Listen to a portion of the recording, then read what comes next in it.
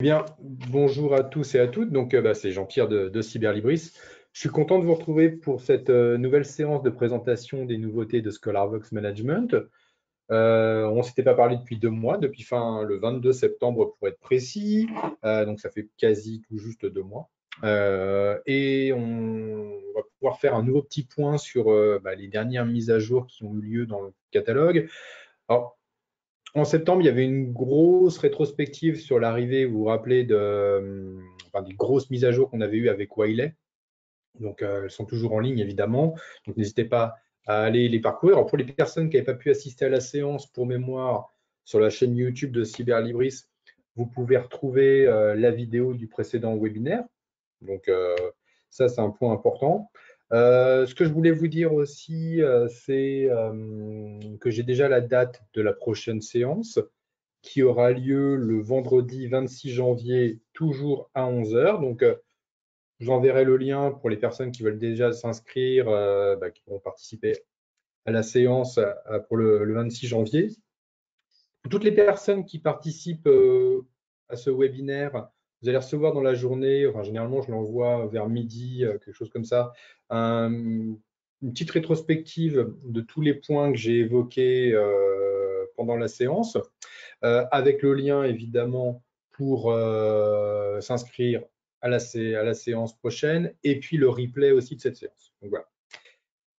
Donc voilà ce que je pouvais vous dire en introduction. Alors au niveau du plan, on va conserver un plan, je dirais, tradit. Je vais faire un petit focus sur des mises à jour éditeurs préalables. Donc, comme d'habitude, il y a quelques éditeurs importants qui ont des mises à jour. Donc, je vais les citer en introduction. Puis après, on va partir sur la partie thématique.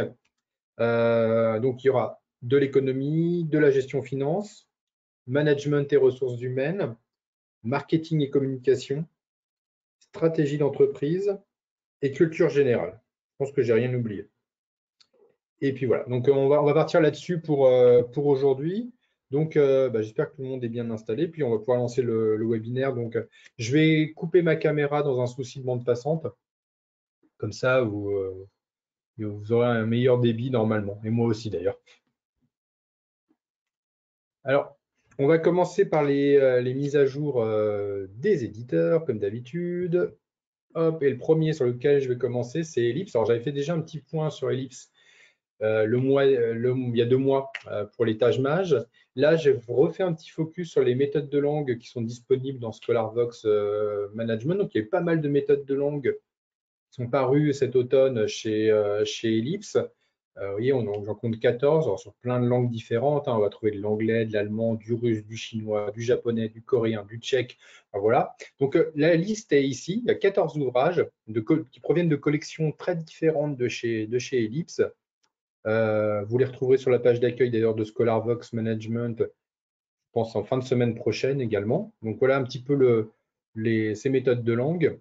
Alors il y a cette collection qui est là que je ne connaissais pas du tout chez Ellipse qui s'appelle Vocabule ou Grammabule, l'anglais et l'allemand. Il y en a un troisième qui est là, Vocabule en allemand. Donc c'est une nouvelle collection, je pense. Je ne la connaissais pas en tout cas. Je n'ai pas toutes les collections. Mais en tout cas, les autres, ça m'était familière. Donc n'hésitez pas, je vous enverrai le lien, évidemment, un petit récap et vous pourrez aller voir les ouvrages qui sont disponibles. C'est des nouveautés, c'est des ouvrages qui sont parus fin d'été, pendant l'automne, voilà, dans cette fourchette-là. Donc il y a 14 ouvrages, donc j'espère que vous trouverez votre bonheur dedans. Puis on a pas mal d'ouvrages aussi de méthodes de langue également qui proviennent de chez Ellipse. Je vous avais déjà fait un petit focus il y a un peu plus d'un an déjà là-dessus. Je vais passer maintenant sur un autre éditeur. Alors, éditeur que je vous ai évoqué également pendant le mois de septembre. Fin septembre, c'était Anthem Press qu'on venait de faire rentrer dans notre catalogue. Donc là, on a eu beaucoup plus de titres qui sont arrivés. Parmi ces titres, j'ai fait une petite sélection d'ouvrages qui me semblaient davantage, je dirais, correspondre aux thématiques des écoles de commerce. Donc j'en ai sélectionné 8. Ils sont présents ici. Et puis, vous pouvez retenir, qui peut être intéressant, c'est Crowds in American Culture, Society and Politics. Et puis, on a un autre qui était pas mal. Il est où? Il est ici. C'est Political Discourse and Media in Times of Crisis. Donc, il y a celui-ci. Puis, les autres sont pas mal non plus. Alors, il y en a encore d'autres dans le catalogue que je n'ai pas retenu pour aujourd'hui. Vous pourrez retrouver en passant par le le lien de Anthem Press. Mais en tout cas, vous avez ces 8 ouvrages qui peuvent être intéressants. C'est des ouvrages qui sont publiés pour la plupart entre 2022 et 2023. Donc, vous voyez, c'est des ouvrages très récents. Et donc, nouvel éditeur, encore une fois, qui est arrivé à la fin de l'été dans notre catalogue et qui commence à nous envoyer davantage de titres. Voilà le petit focus que je pouvais vous faire sur eux. J'en avais déjà parlé au mois de septembre. Autre éditeur, toujours un éditeur, alors là, ils ne sont pas britanniques, ils sont américains, c'est Business Expert Press. J'en avais déjà parlé au printemps, parce qu'on les avait fait rentrer, eux, au printemps dans notre catalogue. Donc là, on a encore des ouvrages qui sont rentrés. Alors là, j'ai mis toutes les nouveautés, là, pour le coup. Je n'ai pas fait de sélection, donc il y en a 16 titres. Donc, qu'est-ce que j'ai retenu, moi, qui me semblait intéressant? C'était 11 Secrets of Non-Profit Excellence de Kathleen Stoffer, qui avait l'air pas mal. Power Skills aussi, qui est ici. Et puis, il est où The Strategy Legacy, qui est là également. Donc, il y en a d'autres, hein, il y a plein d'autres ouvrages. Il y a vraiment d'autres ouvrages qui, je pense, qui peuvent être intéressants. N'hésitez pas, pareil, à aller voir le lien. Il y a peut-être des choses qui vont vous intéresser. C'est un super éditeur Business Expert Press. C'est encore nouveau dans notre fonds, donc il est peut-être encore mal connu. Donc, on continue à faire des petits focus dessus pour que vous l'assimiliez bien par la suite. Donc, pareil, hein, je vous enverrai le lien avec ces 16 nouveautés qui sont rentrées cet automne dans ScholarVox. Alors, je vais passer maintenant sur la partie thématique et on va commencer comme d'habitude par l'économie et j'ai retenu 6 titres et je vais faire un petit focus sur 2 d'entre eux. Alors, les 6 titres sont présents ici. Voilà. Et je vais m'attarder sur 2 d'entre eux. Alors, le premier sur lequel je vais m'attarder, il est là. C'est un petit manuel, c'est Microéconomie, exercice corrigé et commenté, publié chez Ellipse. C'est de Franck Bien et de Thomas Lanzi. Alors, Franck Bien est maître de conférence en sciences économiques à l'Université de Paris-Dauphine. Et Thomas Lanzi est lui aussi maître de conférence en sciences économiques, mais à l'Université de Lorraine. Donc, l'ouvrage est découpé en une dizaine de chapitres. Avec exercices corrigés plus évidemment des commentaires sur les droits budgétaires, les valorisations, l'équilibre général, et la consommation, l'équilibre général et la production. Et chacun des chapitres est vu soit sous le prisme du temps ou du risque. Donc voilà ce qu'on va retrouver dans ce manuel qui est très complet, hein, il fait quasi 500 pages. Donc c'est un ouvrage que je vous recommande comme d'habitude aujourd'hui.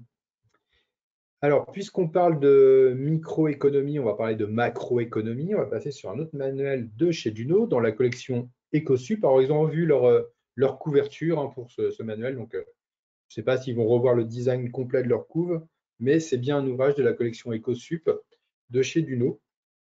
Donc, l'ouvrage est de Eric Baird. C'est un manuel donc, de la collection EcoSup qui est en 4 parties avec une série d'exercices dedans. Dedans, parmi les 4 parties, on va retrouver l'approche macroéconomique et la représentation simplifiée des circuits économiques, le système de comptabilité nationale, les grades de fonctions économiques et enfin une introduction à l'analyse macroéconomique des déséquilibres. Voilà ce qu'on va retrouver dans ce manuel, qui est évidemment la nouvelle édition. Je crois que c'est la...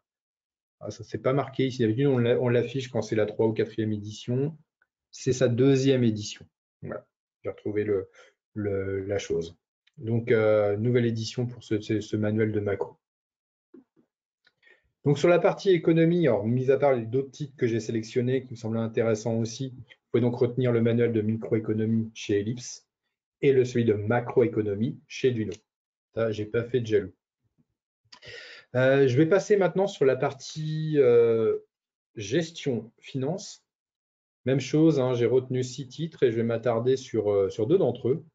Ils sont ici. Hop. Et le premier sur lequel je vais m'attarder, c'est un autre ouvrage de chez Ellipse, c'est les fiches d'introduction en bourse de Paul-Jacques Lehmann, qui est économiste et professeur émérite à l'Université de Rouen, et Alfonso Lopez de Castro, qui est le président de la Financia Business School.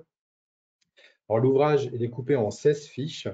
Donc, cet ouvrage permet de comprendre les mécanismes de la bourse. Qu'est-ce que la bourse? Les différents titres boursiers, la formation des cours boursiers, les contraintes légales et réglementaires liées à la bourse et tout ce qui concerne les notions de risque en bourse. Voilà ce qu'on va trouver dedans. Donc, c'est un ouvrage qui n'est pas très gros, hein, qui fait 176 pages, c'est marqué là, qui est très bien fait, qui est découpé en forme de fiche et qui est idéal pour comprendre les mécanismes et qu'est-ce que la bourse. Les mécanismes boursiers et qu'est-ce que la bourse, évidemment. Je reformule ma phrase, ça va être mieux. Donc voilà pour cet ouvrage. Autre titre que j'ai retenu, il est publié chez Géresso, c'est celui-ci. C'est Comprendre l'économie et la finance moderne de Alain Lemasson. Alors Alain Lemasson, c'est un ancien négociateur financier. Il est créateur du site infofi2000.com. C'est dans la collection des guides pratiques de chez Géresso. On est quasi à la frontière d'un manuel d'ailleurs. C'est ça qui est très bien avec cet ouvrage. Qu'est-ce qu'on va retrouver dedans? Bien, d'abord les notions de base liées au marché interbancaire, titres et bilan. Les corrections pardon, entre les marchés et l'économie dite réelle, les notions de court terme, les risques bancaires, la nationalisation des banques, qu'est-ce que l'austérité, la France par rapport à l'euro la monnaie, hein, qu'est-ce que la crise des subprimes, les différents métiers des banques, les fonds d'investissement et qu'est-ce que le cash flow également. Voilà ce qu'on va retrouver dans ce titre qui est très bien fait. Enfin, il y a plein de notions, évidemment, qui sont des notions connues et qui sont très bien expliquées dedans. Donc, dans cet ouvrage, comprendre l'économie et la finance moderne. Donc, en gestion finance, c'est également un titre que je vous recommande et c'est la 4e édition pour cet ouvrage déjà. Donc, vous pouvez donc retenir sur la partie gestion finance les fiches d'introduction en bourse publiées chez Ellipse et puis comprendre l'économie et la finance moderne publiées chez Géresso. Alors, il y avait gestion innovante des normes aussi, ce que j'ai hésité à présenter. Vous irez le voir hein, si ça vous intéresse. Je vais passer au management et aux ressources humaines maintenant. Et pareil, hein, j'ai retenu 6 titres et je vais m'attarder sur 2 d'entre eux. Et le premier sur lequel je vais m'attarder, c'est d'un auteur dont je parle régulièrement d'ailleurs dans mes webinaires, c'est Olivier Meyer. C'est publié chez EMS dans la collection Chronique Xerfi-Canal. Donc, c'est cultiver ces différences et celles des autres pour un management de la distinction atypique. Donc, rapidement, Olivier Meyer, il est professeur des universités en management à Paris-Est, Paris-Dauphine. Je crois qu'il enseigne également à Sciences Po. Je n'ai pas trop envie de m'avancer, mais à prendre au conditionnel, on vérifiera. Donc, dans cet ouvrage, c'est comment s'assurer d'être un manager différent, comment s'adapter à l'impératif culturel également, dans le cas d'une position de manager, comment gérer les déviances, les échecs et les ruptures en tant que manager, ça c'est intéressant. Et puis, un autre chapitre qui m'a semblé intéressant, c'est ce qui échappe au rationnel dans le management. Parce qu'on a beau faire plein de toutes les théories qu'on veut, il y a des choses qui échappent au rationnel. Et l'auteur explique comment gérer ça. Alors, c'est un petit livre qui n'est pas très gros, hein, qui fait une centaine de pages, qui est très bien fait. Généralement, cette collection des chroniques Xerfi chez EMS est très bien. D'ailleurs, j'en ai retenu un autre pour aujourd'hui que vous retrouvez dans le listing, je ne vais pas en parler là, mais qui peut être intéressant. Donc, c'est celui-ci, hein, c'est le management est mort, vive le management. Alors, l'autre titre que j'ai retenu pour la partie management et ressources humaines, eh bien, on va revenir plus sur une partie ressources humaines, c'est le contrat de travail en pratique. J'avais déjà présenté la précédente édition, je me rappelle de ce titre-là. Il est vraiment bien, il a été augmenté, hein, c'est leur 2e édition, il a été enrichi. Donc, c'est de François Taquet. Alors, François Taquet, il est avocat, mais il est également professeur de droit social à Schema.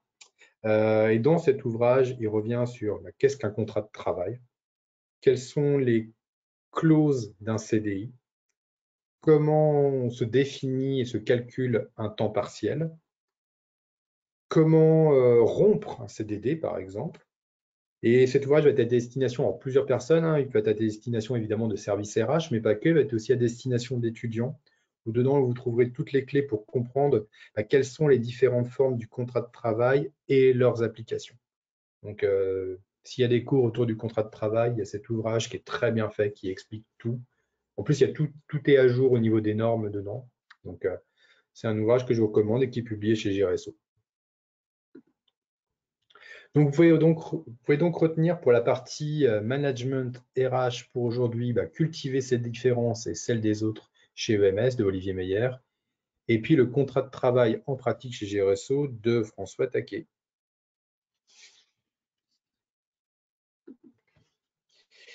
Alors, je vais passer sur la partie marketing communication.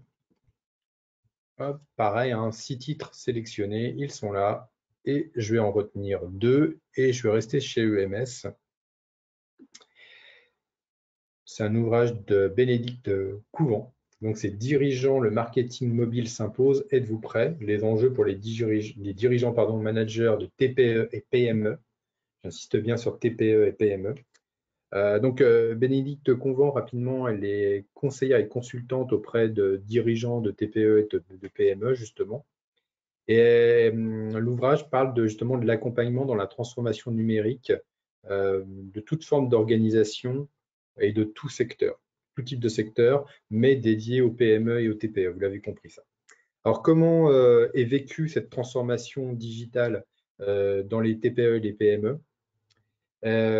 Comment elle se construit, cette transformation? Est-ce que c'est une menace?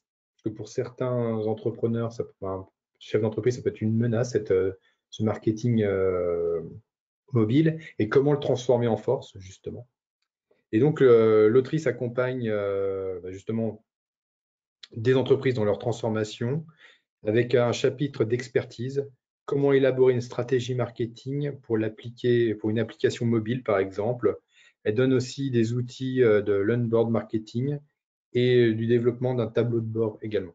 Donc, on va retrouver tous ces points-là dans cet ouvrage qui est assez complet, qui fait plus de 400 pages, mais vraiment qui permet d'accompagner le développement d'un marketing digital, d'un marketing mobile.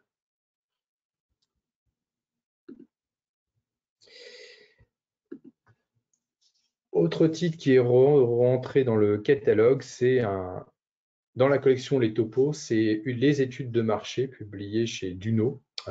C'est de Daniel Comon et de Christophe Rétoré, pardon. Alors, Daniel Comon, il est professeur émérite à l'ICN Business School. Et Christophe Rétoré est aussi enseignant-chercheur, lui, en marketing à l'ICN. Ils sont tous les deux profs de marketing, d'ailleurs. Alors, la petite nouveauté, parce que c'est une nouvelle édition aussi, cet ouvrage, ça incorpore davantage l'usage de la big data et de l'intelligence artificielle dans les pratiques des études de marché. Alors, cette édition montre les principales applications des études de marché, les démarches à suivre pour obtenir des données de qualité et les exploiter. L'ouvrage est en 5 chapitres et en 5 chapitres, on nous explique évidemment comment faire une étude de marché. Alors, la petite nouveauté, c'est évidemment, je vous l'ai dit au début, c'est l'ajout de chapitres concernant le big data et surtout l'AI, l'intelligence artificielle, dans les études de marché.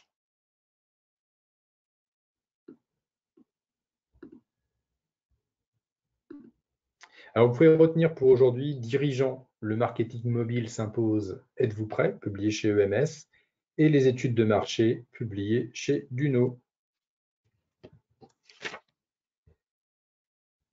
Alors, je vais passer maintenant sur la partie stratégie d'entreprise. Et même chose, j'ai retenu 6 titres. Et je vais commencer par celui-ci de chez Erol, le kit du chef de projet de Hugues Marchat. Donc, une étude et des outils opérationnels pour réussir tous vos projets. Alors, Hugues Marchat, il est enseignant au CNAM, à Centrale Paris et à HEC Genève. Et dans cet ouvrage, il explique comment gérer un projet dans une entreprise, quelles sont les différentes étapes à respecter, comment structurer ces étapes, comment débuter dans la gestion de projet, comment se perfectionner également. Donc, il y a les 2 points, le débutant en gestion de projet et celui de la personne qui veut se perfectionner. L'ouvrage est découpé en 9 parties pour apprendre à gérer un planning, une équipe, un budget, une communication à la fois interne et externe dans la gestion d'un projet. Et donc, tout ça, c'est lié justement à la stratégie d'entreprise. Donc, tout est lié à ça. Donc, c'est un ouvrage que je vous recommande évidemment pour aujourd'hui. Autre titre, c'est chez Duno, c'est Réinventer votre business model.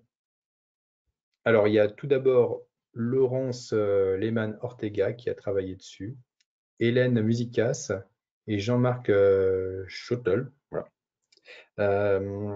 c'est en tenant compte justement des préoccupations actuelles, euh, comment une entreprise peut créer ou se réinventer en respectant les enjeux planétaires.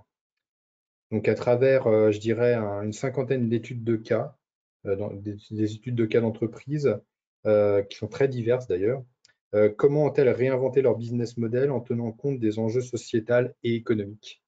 Donc voilà, c'est créer un business model en accord avec je dirais, les conditions écologiques et puis sociétales. Donc on retrouve dedans dans des études de cas de chez Decathlon, le slip français ou encore Hermès. Donc il y a une cinquantaine d'études de cas, hein, je ne vais pas tous les citer, mais en tout cas c'est pour vous dire un petit peu ce que vous pouvez retrouver dedans.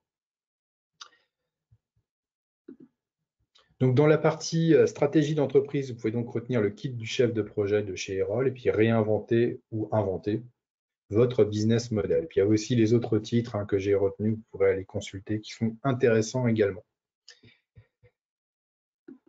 Je vais terminer sur la partie culture générale. Et pareil, hein, j'ai sélectionné 6 titres et puis je vais m'attarder sur 2 d'entre eux. Et le premier sur lequel je vais m'attarder, il est publié chez Erol, c'est Apprivoiser sa procrastination. L'art de faire autrement, c'est de Mathilde Ramadier. Alors Mathilde Ramadier, elle est autrice d'essais et scénariste de bande dessinée. Et elle a fait plusieurs de ses titres, justement, que ce soit en bande dessinée ou en essai, traitent du monde du travail généralement. Et donc cet ouvrage est issu d'une enquête qu'elle a menée à partir de ses propres recherches, à la fois en philosophie, en psychanalyse, et ses enquêtes de terrain, justement autour de la procrastination. C'est pas facile à prononcer. Et elle nous explique dans cet ouvrage qu'est-ce qui nous pousse à reporter constamment les tâches que l'on fait.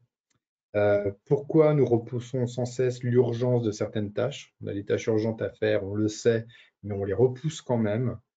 Et elle explique que loin d'être un défaut, la procrastination, pardon, peut être un allié qui nous permet de faire autrement finalement. Donc on va être dans je dirais, un petit guide euh, qui va plutôt rassurer les gens qui ont tendance à procrastiner, à remettre toujours au lendemain. J'en fais partie, hein, pas différent des autres. Donc, comment on peut gérer les situations quand on remet au lendemain des situations qui peuvent être même urgentes de temps en temps. Donc, voilà ce qu'on va retrouver dans ce guide qui est très bien fait, qui peut rassurer des étudiants d'ailleurs aussi. Donc, c'est un ouvrage que je vous recommande sur la procrastination. Alors, autre titre que j'ai retenu, qui est un peu un ouvrage, on va dire, entre guillemets, dans l'air du temps, c'est Pour qui travaillent les journalistes, sous-titré Les Albert Londres prennent la plume. Euh, L'ouvrage a été fait sous la direction de Hervé Broussini, qui participe justement à des rédactions de ce titre, mais en même temps, il y a plus d'une vingtaine de journalistes qui ont travaillé sur cet ouvrage. On entend souvent cette espèce de lieu commun pour qui travaillent les journalistes, comment ils se positionnent idéologiquement. Eh bien, cet ouvrage tente d'y répondre justement. Euh, donc rapidement, Hervé Bursini, il est journaliste et professeur à l'Institut d'études politiques de Paris et il est également actuellement le président du prix Albert Londres. Donc, on va dire, alors que le public est de plus en plus méfiant à l'égard des journalistes, de leur orientation justement idéologique, souvent sans fondement de temps en temps, plusieurs journalistes ayant reçu le prix Albert Londres reviennent sur leur parcours, ce qui les anime, comment ils conçoivent leur métier, comment la création d'un reportage pour eux est le cœur de leur métier. Voilà ce qu'on va retrouver dedans, c'est très bien fait. C'est un super bouquin sur justement comment les journalistes conçoivent leurs tâches, leur métier, comment ils se sentent perçus par les autres personnes. Donc c'est un ouvrage que je vous recommande aujourd'hui, c'est un petit essai qui est super intéressant. Donc pour la partie culture G, je pense que ça va être intéressant également. Donc, vous pouvez retenir pour la partie culture générale les 2 ouvrages, hein. Apprivoiser sa procrastination, publié chez Erol, et puis publié aux éditions de l'Aube, pour qui travaillent les journalistes. Voilà, bah, j'ai terminé pour aujourd'hui. Je vous remercie beaucoup de votre attention. J'espère que ça vous a plu, qu'il y avait des ouvrages, comme d'habitude, qui vous ont intéressé dans ceux que j'ai présentés ou sélectionnés. Juste pour mémoire, Vous allez recevoir fin de matinée, début d'après-midi, un petit mail récapitulatif avec tous les points que j'ai évoqués là aujourd'hui. La vidéo sera en ligne, elle, sur YouTube la semaine prochaine. Donc, toutes les personnes qui suivent sur YouTube, tous les liens sont dans la description de la vidéo. La prochaine séance, c'est donc le vendredi 26 janvier à 11 h. Et vous recevrez aussi le lien pour pouvoir vous inscrire d'ores et déjà. Je vous remercie beaucoup de votre attention. C'est la dernière séance de l'année. Je vous souhaite donc d'une part des bonnes lectures sur ScholarVox Management et d'autre part de belles fêtes de fin d'année. Et je vous dis à très bientôt. Puis si vous avez des questions, n'hésitez pas par retour de mail de revenir vers moi pour toutes questions sur le fond. Merci, à très bientôt, au revoir.